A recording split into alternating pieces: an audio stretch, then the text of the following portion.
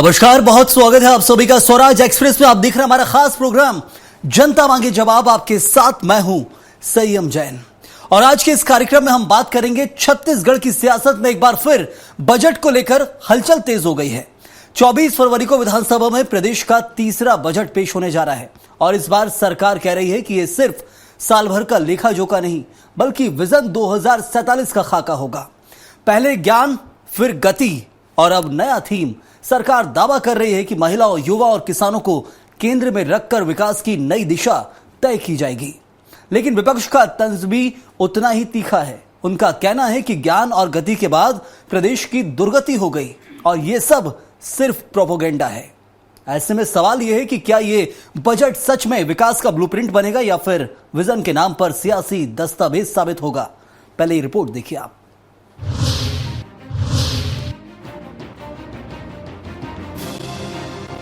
छत्तीसगढ़ सरकार का तीसरा बजट 24 फरवरी को विधानसभा में पेश किया जाएगा।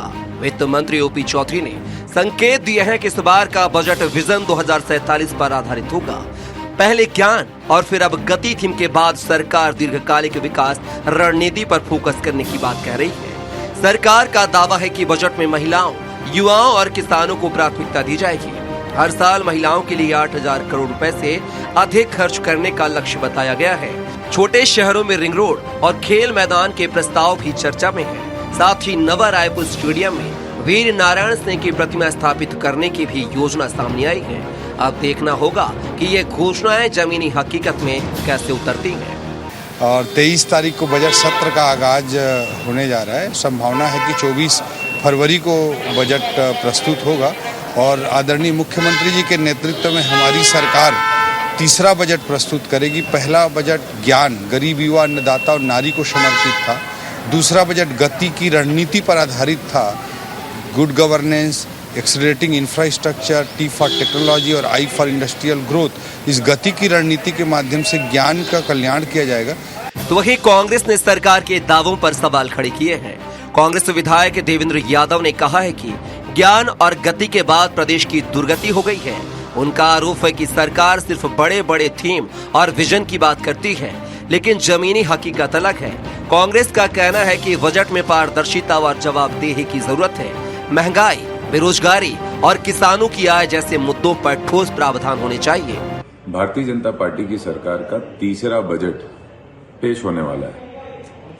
पहले बजट में उन्होंने खूब ज्ञान दिया, दूसरे बजट में उन्होंने गति दी और अब जो देखने मिलता है, ज्ञान और गति के बाद जो प्रदेश को मिला है वो केवल दुर्गति है। आप देखिए, गति किस चीज में मिली? पिछले साल में शराब कोचियाओं को गति मिली, अवैध शराब बिक्री में। ज्ञान, गति और अब विजन 2047 छत्तीसगढ़ का तीसरा बजट बड़े दावों और बड़ी उम्मीदों के साथ आने वाला है। सरकार इसे विकास का दीर्घकालिक ब्लूप्रिंट बता रही है।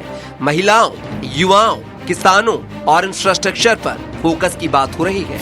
लेकिन विपक्ष का आरोप है कि थीम बदलने से तस्वीर नहीं बदलती। जरूरत जमीनी सुधार और पारदर्शिता की है।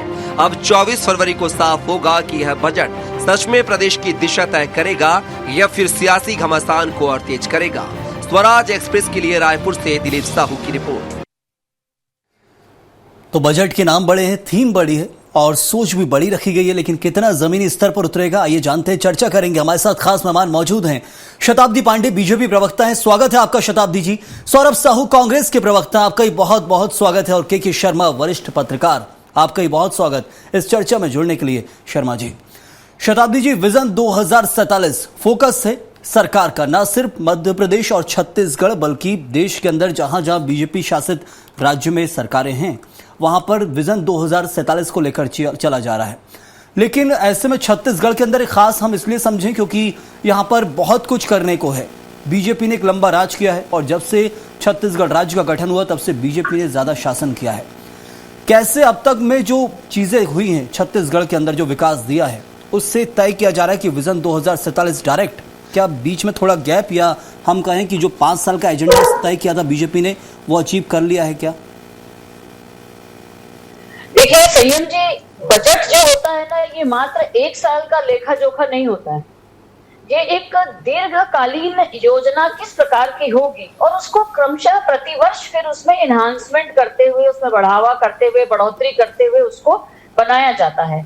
तो ये जो हमारा इस वर्ष का जो बजट है, ये 2047 के हमारे जो हमारी परिकल्पना है उसको और मजबूत करता है, क्योंकि इसमें इंफ्रास्ट्रक्चर पर बहुत ज्यादा जोर दिए जाने का प्रावधान का अनुमान लगाया जा रहा है, जिस प्रकार से वित्त मंत्री जी ने अपनी बातें रखी हैं। और पिछले बजट में भी हमने देखा कि किस तरह इंफ्रास्ट्रक्चर को मजबूत किया गया, सड़कों का जाल बिछाया गया, किस प्रकार से स्कूलों की जो बिल्डिंग है उसका कंस्ट्रक्शन किया गया, उसको ठीक किया गया, किस प्रकार से अन्य जो इंफ्रास्ट्रक्चर है उसको मजबूत करने में, चाहे वो ग्रामीण स्तर पे हो चाहे वो शहरी स्तर पे हो।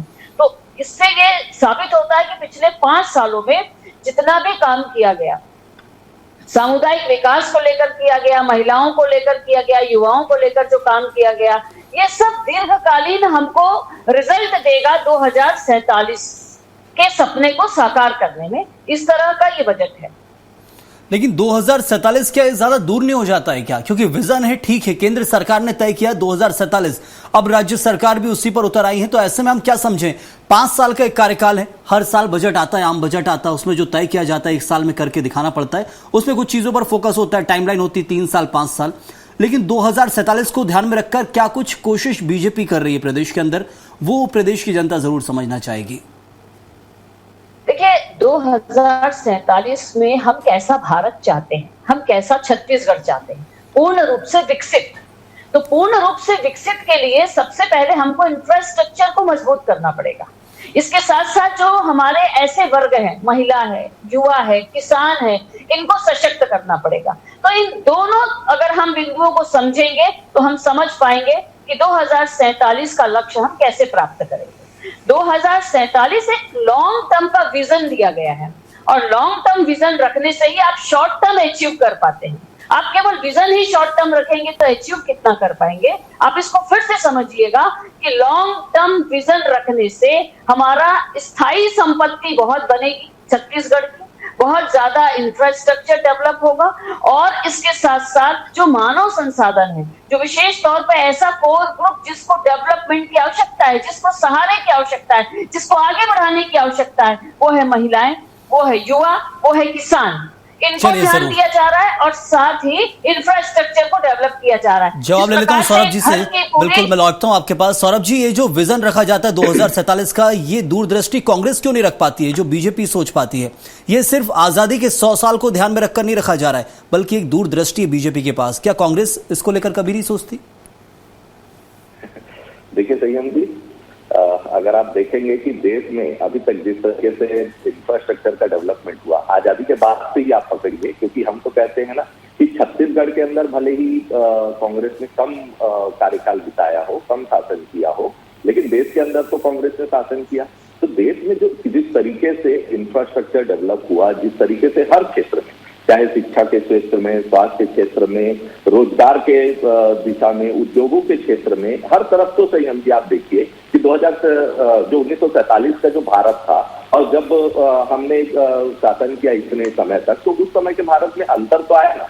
तो ये कांग्रेस के जो बड़े नेताओं के, शीर्ष नेताओं के, और कांग्रेस पार्टी की पूरी जो विजन का जो इम्पैक्ट था, वो तो पूरे देश ने देखा है। पूरे देश में हर तरफ तो जो कांग्रेस ने विकास किया उसकी छवि हर जगह पे दिखाई देती है।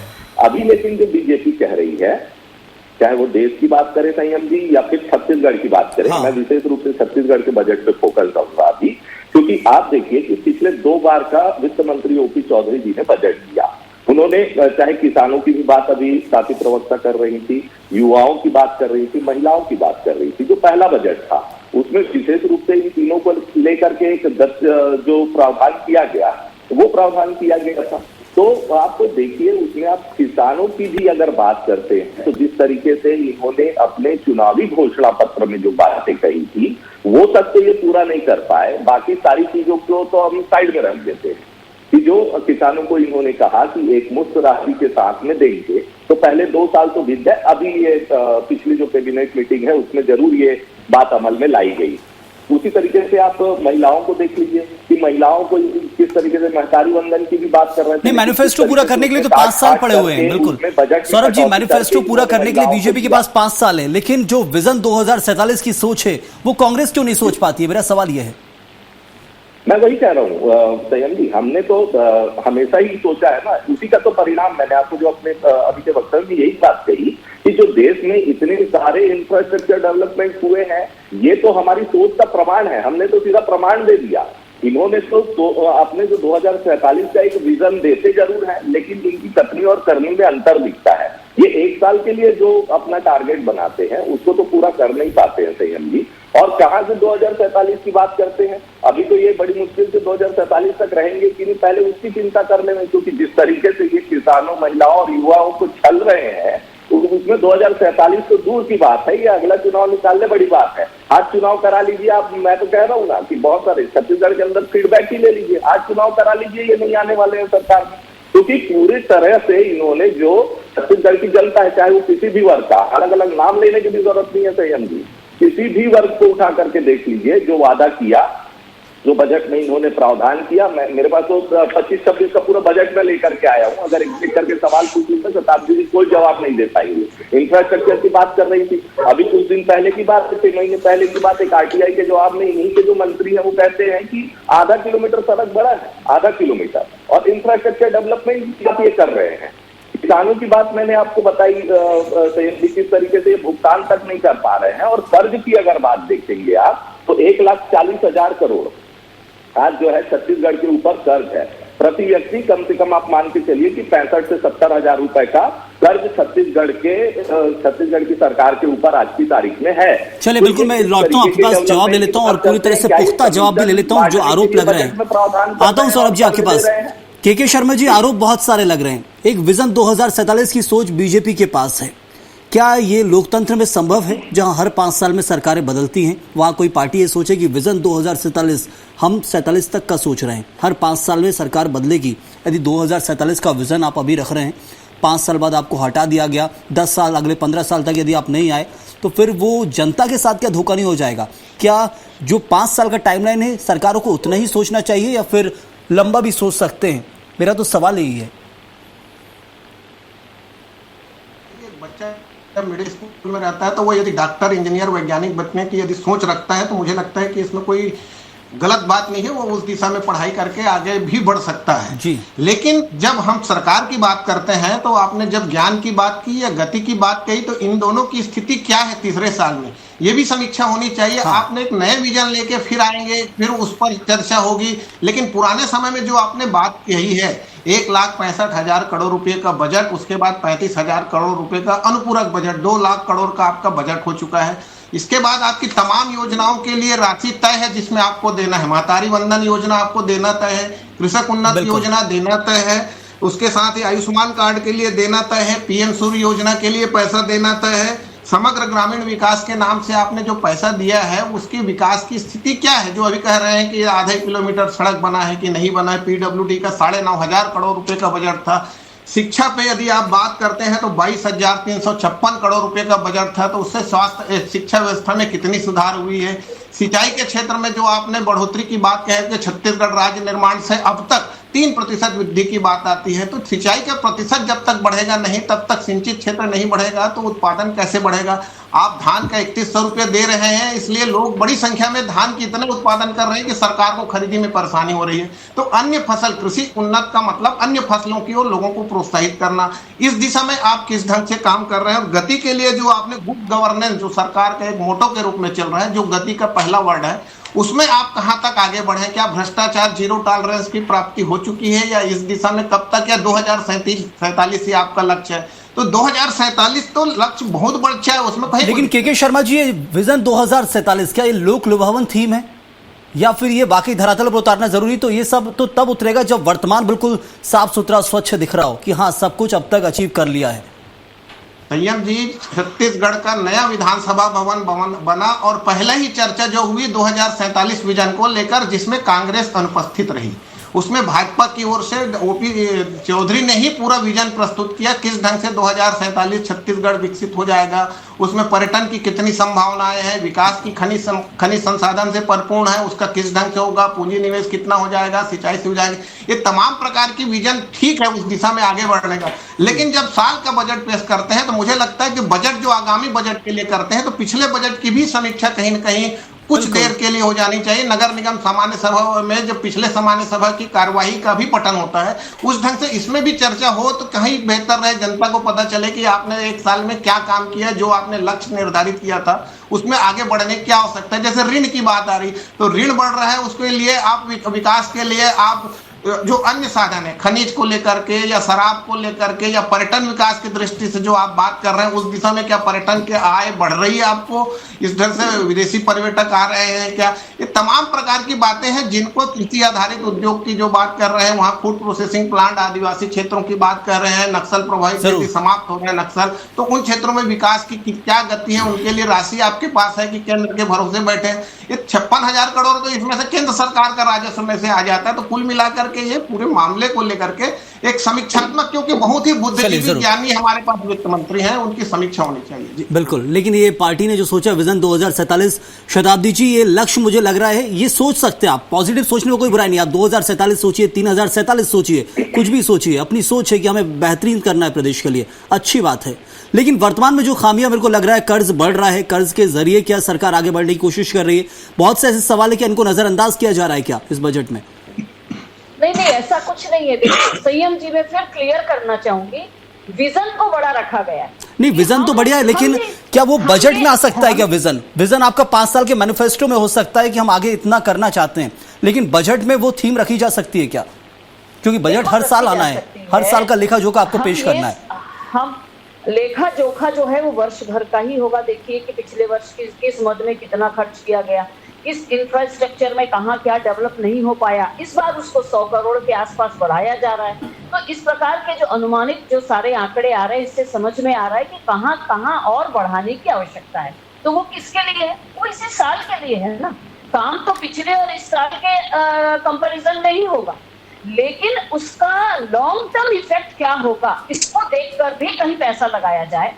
कहाँ पर हम जो है इंफ्रास्ट्रक्चर डेवलप करें जो लॉन्ग टर्म हमारी पीढ़ियों का निर्माण करेगा, जो हमारे छत्तीसगढ़ के खनिज संपदा के उत्खनन के उसके विकास में हमको सहयोग करेगा, जो हमारे राज्य में जितनी भी संभावनाएं हैं, कला, संस्कृति, पर्यटन, इसको बढ़ावा देने में लॉन्ग टर्म में क्या इफेक्ट देगा उसको देखते हुए स्थायी। शताब्दी जी, विजन 2047 अच्छी बात है, आपकी सोच है, लेकिन सबसे मुख्य जो सवाल उठने वाला है, क्योंकि बस्तर नक्सल मुक्त हो रहा है, हम देख रहे हैं, और उसमें एक बड़ा योगदान केंद्र का रहा है और सुरक्षा बलों का जो रहा है, तो ऐसे में उसको लेकर क्या फोकस है, वो वहां की जनता और प्रदेश की जनता मांगना चाहती है। बस्तर को लेकर क्या कुछ इस बजट में देखने मिलने वाला है? देखिए, बस्तर के लिए तो केंद्र का भी बजट काफी कुछ केंद्र की ओर से भी हो रहा है, वहां की भी योजनाएं हैं, और छत्तीसगढ़ की ओर से वहां के जो रिहेबिलिटेशन सेंटर्स की बात है, स्किल डेवलपमेंट को लेकर के जो अभी इसमें इस बजट में प्रावधान किया गया है, तो ये सारा कुछ वही जो वहाँ बस्तर भी इसमें समाहित है। न केवल बस्तर छोड़कर बाकी राज्य तो पूरे बस्तर के जितने भी युवा हैं, महिलाएं हैं, उनके स्किल डेवलपमेंट सेंटर्स को लेकर के इन्वेस्टमेंट है, फूड प्रोसेसिंग प्लांट्स को लेकर के वहाँ इमली बहुत ज्यादा है, अभी इमली पर एक नया प्रोजेक्ट आ रहा है वहां पर, और इन्वेस्टमेंट निवेश जो है आप देखिए बस्तर में ज्यादा बढ़ाया गया है ताकि वहां के युवाओं को रोजगार दे सके। तो इस प्रकार से छत्तीसगढ़ की सरकार का इस बजट में लक्ष्य ये है कि ये महिलाओं को सहयोग करे, ये युवाओं को रोजगार दे और किसानों को समर्थन दे। तो इस प्रकार से ये दीर्घकालीन हमारे लक्ष्य को रखकर इस बजट को बनाया गया है, और इसमें जो वित्तीय अनुशासन का पालन किया गया है, जो पिछले घाटे हैं उसको किस प्रकार से कम किया जा सकता है, खर्च को कम करके किस प्रकार से घाटों को जो है बैलेंस किया जा सकता है, क्योंकि जितना ज्यादा हम अपने घाटों को कम करेंगे उतना हमारा जो है वित्तीय अनुशासन ठीक रहेगा और वो बजट सबसे अच्छा माना जाएगा। चलिए तो सौरभ जी, हम देखेंगे कि पूंजीगत व्यय जो है उसको भी बढ़ाया गया है। मैनेजमेंट की आप बात कर रहे हैं बजट में, अच्छी बात है। सौरभ जी सहमत है इस बात से? महिला, युवा, किसान, 3 वर्गों पर विशेष फोकस है और वो फोकस को ही लेकर आगे बढ़ रहे हैं। 47 के साथ साथ मैंने खुद सवाल किया कि वर्तमान में क्या हो रहा है, क्योंकि हम वर्तमान में जी रहे हैं और बस्तर को लेकर क्या जो किया जा रहा है केंद्र के द्वारा केंद्र बजट में, अब प्रदेश का बजट तो इंतजार करना पड़ेगा, क्या कांग्रेस सहमत लग रही है अब तक? देखिए संयम जी, ये भाजपा के प्रवक्ता और भाजपा के जो वित्त मंत्री हैं उनकी भाषा और आंकड़ों की खलाबाजियां है। आप देखिए जमीनी स्तर पर अगर जाकर के देखिए, आप किसी भी किसान को उठा करके पूछिए ना कि उसको क्या मिला पूरे प्रदेश में पिछले 2 से 2.5 साल में, उसको क्या मिला, उसकी स्थिति में कितना सुधार हुआ, आप ये पूछ लीजिए उससे। महिला, किसी भी महिला को रोक करके पूछ लीजिए, जो उसके मुंह से जो जवाब मिलेगा वो इस बजट का असली आईना दिखाता है संयम जी। आप लगातार देखिए कि जिस तरीके से कृषि में इनका जो बजट है, मेरे पास कुछ आंकड़े हैं, अगर कृषि में कांग्रेस के आखिरी शासनकाल की बात करिए तो 17.2% जो था वो हमारे बजट का एलोकेशन था कृषि में। इन्होंने उसको पहले बजट में 16.4% किया, उसके बाद दूसरे बजट में 15.9% किया। उसी तरीके से शिक्षा में देख लीजिए, हमारे में 19% था, इन्होंने आकर के उसको अभी बजट में 17.2% कर दिया। स्वास्थ्य के क्षेत्र में ले लीजिए, स्वास्थ्य क्षेत्र में कहीं ना कहीं हमारे समय में 7.2% था, इन्होंने चलो 7.1% के आसपास रखा उसको। लेकिन जब अपन जमीन स्तर पे जाकर के देखते हैं संयम जी, तो किसानों की स्थिति, स्वास्थ्य सेवाओं की स्थिति आज किसी से छुपी नहीं है। किस तरीके से जो हमारी स्वास्थ्य सेवाएं प्रभावित हैं, किसी भी जिला अस्पताल में या किसी भी स्वास्थ्य केंद्र में आज जो बेसिक दवाइयां हैं वो नहीं मिल पा रही है, बेसिक जो टेस्ट होने चाहिए वो नहीं हो पा रहे हैं। कई आप रायपुर के अंदर देख लीजिए, सुदूर क्षेत्रों को तो आप छोड़ दीजिए, रायपुर के अंदर किसी भी हाल में एक जो बेहतर स्वास्थ्य या एवरेज कह लो, बेहतर की तो बात अपन बाद में एक्सपेक्ट करेंगे संयम जी, जो बेसिक है वो भी अवेलेबल नहीं है। बस्तर की बात आप कर रहे थे, तो बस्तर में अभी जिस तरीके से नक्सल का सफाया हो रहा है बहुत अच्छी बात है, लेकिन उसके बाद आपने पूछा साथी प्रवक्ता से कि बस्तर के लिए बजट में क्या है, तो मुझे तो लगता नहीं 25-26 का बजट मेरे हाथ में है, बहुत ज्यादा उसमें कुछ नहीं। अब एक नई शुरुआत के साथ, क्योंकि उस पर इंतजार ही कर सकते, मैंने सिर्फ यही जानने की कोशिश की कि क्या आ सकता है, क्योंकि वो तो बजट पूरा इम्पोज हो जाएगा तभी आके क्लियर होगा, क्योंकि इस बार हो सकता है सरकार ने कुछ खास सोचा हो, क्योंकि नक्सलवाद खत्म हो रहा है, तो ऐसे में कुछ बेहतर होना ही चाहिए, और वो अपेक्षा बस्तर का नहीं छत्तीसगढ़ का व्यक्ति भी रखता है। मैं साथी प्रवक्ता से ये सवाल जरूर करूंगा कि शिक्षा, स्वास्थ्य, रोजगार पूरे छत्तीसगढ़ के लिए जो बजट में प्रावधान होता है वो बस्तर के लिए भी होता है, वहां तक ठीक बात है, लेकिन वहां पर जो औद्योगिक विकास करने की बात है, क्योंकि वहां पर अब जो खनिज संपदा है कहीं ना कहीं अब उसका उपभोग होने वाला है, दोहन होने वाला है। तो क्या चलिए, बड़ा आरोप खनिज संपदा का दोहन होगा, ये आरोप कांग्रेस की तरफ से लग रहा है, और ये डर नक्सलवाद को लेकर था कि खनिज संपदा का दोहन होगा बस्तर का। क्या वो आरोप कितने सिद्ध होते हैं, कितने सही होंगे? के शर्मा जी, नक्सलवाद से मुक्त हो रहा है बस्तर, हम 2047 पर नहीं जाते, हम तो वर्तमान में रहते हैं, बस्तर वासी बहुत इंतजार कर रहा है इस बजट से छत्तीसगढ़ सरकार के। क्या कुछ समझे, बस्तर को क्या कुछ मिलेगा? और जो एक डर और शंका कांग्रेस को भी है, खनिज संपदा का दोहन ना हो जाए, क्या उसको लेकर कोई संतुष्टि मिल सकती है क्या? क्योंकि मैनेजमेंट होगा, इंडस्ट्रीज आएंगी, तो फिर बहुत कुछ होगा बस्तर के अंदर, ये तो तय है। निश्चित रूप से संयम जी, लेकिन बस्तर के लोगों को अभी मूलभूत सुविधाएं चाहिए, उनको सबसे बड़ी चीज प्रधानमंत्री आवास के तहत जो आवास की सुविधा है वो चाहिए, जल जीवन मिशन के तहत चाहिए, स्वास्थ्य सुविधाएं चाहिए, राशन कार्ड सबको उपलब्ध मिल जाए, सबका मतदाता सूची का अभी जो SIR हुआ उसमें कितने नक्सल प्रभावित क्षेत्र में छूटे हुए हैं, क्या उसकी आवश्यकता है, ये तमाम प्रकार की बातें हैं जो मूलभूत आवश्यकता है बस्तर के आदिवासियों की। शिक्षा, स्वास्थ्य को लेकर आज की मोबाइल यूनिट की बात होती है, शिक्षा की बात होती है, स्कूल बंद है उसको खोल दिए, बड़ी बात होती है, लेकिन वहाँ शिक्षक कितने हैं, उनका स्तर क्या है, प्राइमरी मिडिल के बच्चों के कितना ज्ञान है, उनको गिनती आ रहा है कि नहीं, पहाड़े आ रहे हैं, इस तरह से तमाम प्रकार की सवालें होती है।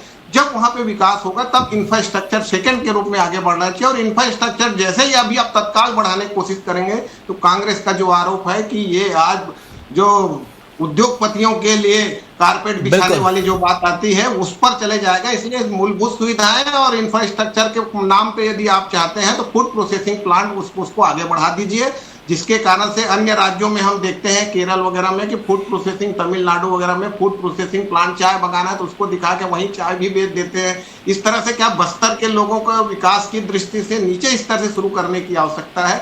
बड़े स्तर पर उद्योग आएंगे, उनका SIR मत का कितना, CSR मत का कितना खर्च होगा नहीं होगा ये अलग विषय हो जाएगा। इसलिए मूलभूत सुविधाएं यदि बस्तर के लोगों को उपलब्ध हो जाए तो नक्सली जो एक विचारधारा है उसको समाप्त करने में सहायता मिल सकती है। चलिए, इस बजट में क्या कुछ खास देखने मिलने वाला है वो सबसे बड़ी चीज है, लेकिन बस्तर जैसा क्षेत्र जब नक्सल मुक्त हो रहा है और वहां के बच्चों को हम राजधानी घुमाने लाते हैं, एक अच्छी पहल है। सोचिए आप कितना पिछड़ा इलाका है बस्तर और वहां सबसे ज्यादा विकास की जरूरत है और अब विकास के दरवाजे खुले हैं इस साल, तो बजट में खास देखने मिले, हमारा फोकस उस पर रहने वाला है। बहुत शुक्रिया करूंगा शताब्दी जी, आपका धन्यवाद। सौरभ जी आपका भी बहुत बहुत शुक्रिया और के शर्मा जी आपका भी बहुत धन्यवाद इस चर्चा में जुड़ने के लिए। तो बजट जो है विजन 2047 को ध्यान में रख के बनाया जा रहा है, लेकिन वर्तमान की जो परिस्थिति है, बीते समय में लिया गया कर्ज, उससे कैसे उभरेगी सरकार, कितना बजट होगा, बहुत से ऐसे सवाल हैं जिनका इंतजार बजट आने के बाद जहां उनके जवाब मिल सकते हैं। लेकिन बस्तर बहुत फोकस करना होगा उसके ऊपर सरकार को, क्योंकि वो नक्सल मुक्त हुआ, अपेक्षा बहुत ज्यादा है और अपेक्षा यही है कि उनका विकास हो। लेकिन कांग्रेस को यह डर है, शंका है कि वहां की जो खनिज संपदा उसका दोहन ये सरकार और उद्योगपति ना कर लें। लेकिन सबके बीच अब बजट में इंतजार रहेगा। बहुत शुक्रिया आप सभी का। इस वक्त के लिए फिलहाल इतना ही। आप बने रहिए स्वराज एक्सप्रेस के साथ।